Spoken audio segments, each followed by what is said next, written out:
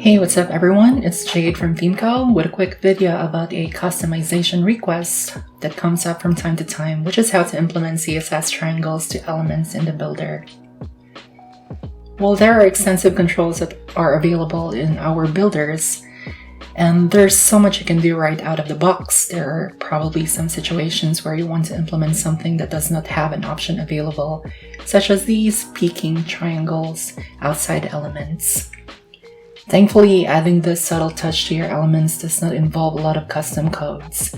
And in this video, I'm going to walk you through a CSS-based approach with the help of the control presets in the content builder and some CSS tricks. I am going to divide this video into two sections.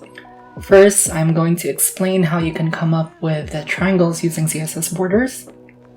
Then we're going to dive back into Content Builder, and I will show you how we can use the element CSS and class control options to incorporate the CSS codes that we have come up with to the specific elements on the page, plus explain how the CSS position property works so that you can position the triangles anywhere around the elements. So without further ado, let's dive into the first part of this video, which is uncovering the mystery behind the CSS border property. I pulled up CodePen here so that it will be easier for you to visualize what I am explaining, and I would like to quickly go over and explain the concept behind producing a triangle through the CSS border property to not only provide you with a CSS code, but to also allow you to understand how it works so that after this video, you will be capable of adjusting the code. We'll put in the description box below. So here I have a box where I set some CSS to sort of style it, but let's focus more on the border settings for now. And by the way, I use a CSS pseudo element to create a box inside the div. So this is our div, and this is our pseudo element. I'm not going to dig deep into what pseudo elements are, but just know that that's what we are using in this setup. So now we have a box created where I set a 1 pixel black border to all of its sides. If you're familiar with CSS borders, or if you have used this property before, most likely you use borders of the same color with a maximum of 3 pixels in width, since it's very uncommon to assign a thick border to elements. But let's say we're gonna change the border color of each side to a different color. So we're gonna use the border top, border right color, and border bottom color, then border left color. So at this point, you cannot see anything of importance here, but watch when we actually increase our border width to somewhere quite large, maybe around 50 pixels. Wow, magic. I'm kidding, but you will notice that there is actually these diagonal lines halfway between each color that split the borders. And these, my friends, are the key to the CSS triangles. So now let's try to get rid of the dimensions of the box. That is the width and the height. And let's set this to inline block. So by getting rid of the dimensions of the box, all we are left is a box that is split into 4 equilateral triangles, which actually are the borders. Interesting, right? Personally, I didn't know that the borders actually end and meet halfway in these diagonal lines before I learned about the CSS technique.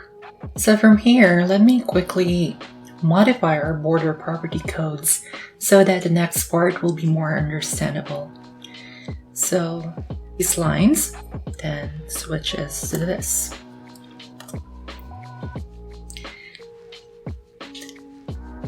So let's take a look at the triangles and determine which border rule they are coming from. Going in a clockwise direction, here is our top border, right border, bottom border, and left border. So essentially, the triangle that points downwards is our top border.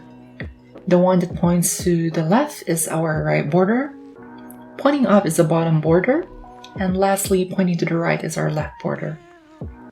So what if you just want a triangle that is pointing downward? We have determined that that is the top border. Since that is all we need, we can set a top border color as is and the rest to transparent. So let's do that.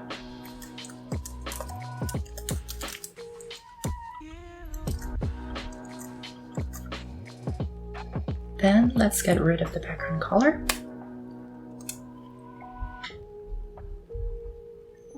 And as easy as that, we're able to produce the triangle that points downwards. If you want an arrow or a triangle that points to the other direction, simply determine which border displays them and change the colors accordingly. So let's say you want a triangle that points to the left.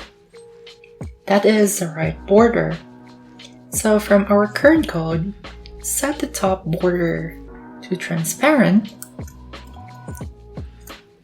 then the right border to the solid color. Let's say we'll use yellow this time. And there you have it, a triangle that points to the left. And if you want to change the size of the triangle, just simply adjust the border width value to your desired size. So in this case, we have 50. Let's say we just want a 10 pixel triangle. Yellow is not very visible, so let's try black. So with just 4 lines of code, you can actually produce a triangle without using an image, just purely CSS. Now that we know how CSS triangles work, we are ready to dive back into the content builder and apply what we have just learned to incorporate triangles to our elements. And we're back in a builder where I have several button elements. Let's say we want to apply those triangles to each of the elements here. Let's start with the first button. To apply the CSS codes that will be specific to each element, we're going to use the element CSS control, which is available in each element, where you can find in the Customize option. In case you are not seeing the same options as was shown in my screen, please make sure you have the Advanced Mode option enabled. You can do so by clicking on the cog icon, Preferences, and Advanced Mode. Also, my colleague Corey made a video about the Element CSS feature, so if you have time, please check that video out. Now I have the Element CSS at the first button open. First, we have to use the special $EL selector so that the code we're about to add will only take effect to this specific element. Then, as we explored earlier, we need to use the after pseudo element to the button element so that we could produce the triangle. Please note that you may also use the before pseudo element for this. Then we have to add a content property. Now we have the base of our code, then let's create a triangle using the CSS borders. For this button, we need to add a triangle that points to the right, so we'll have to set a color to our right border. For the meantime, I set the color to white so that you will be able to see the triangle and where it is currently placed. As what you can see, the triangle is on the bottom right part of the element. We have to position the triangle to the left side of the button and push it out a few pixels more, then place it on the vertical center area. To do that, we have to use the Position CSS property. In this setup, we have to set the position of the triangle to absolute. The position property could be a very complex topic, so if you want to know more about this property, there are lots of resources online available, since we cannot cover everything about this property in this video. The important thing is that we have set the property value of the triangles to absolute. The absolute type of positioning allows you to place your element precisely where you want it. But an important thing to keep in mind when using the absolute positioning is to make sure it is not overused. Otherwise, it can lead to a maintenance nightmare. To make it simple, by default, most of the elements in the builder are positioned relatively. So when we set the pseudo elements to absolute, the pseudo elements is positioned absolutely to its parent element, which is the element itself.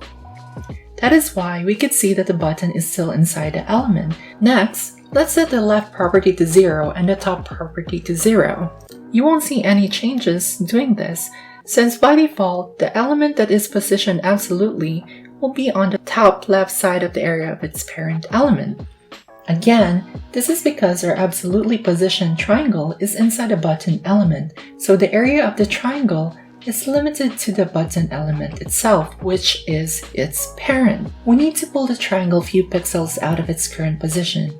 To do that, let's set the left property to the size of the triangle, but in a negative value, to make sure that the element that goes beyond the parent element area is displayed.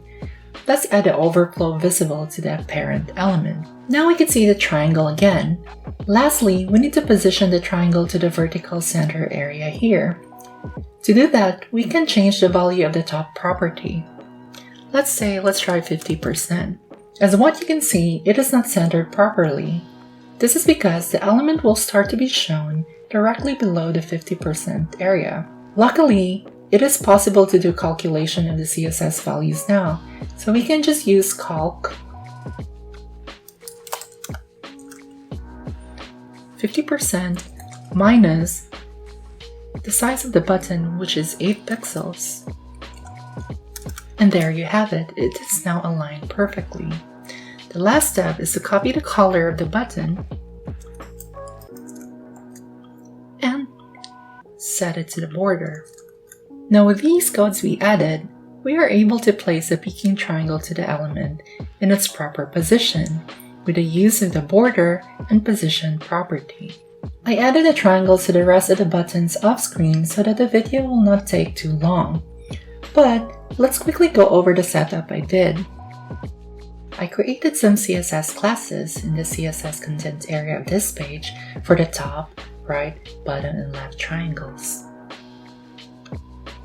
Since these are CSS classes, these are reusable throughout the page. If you have these codes in a global CSS, they will be reusable throughout the site. So, let's check the button that needs the top triangle. Here, I have the top triangle class.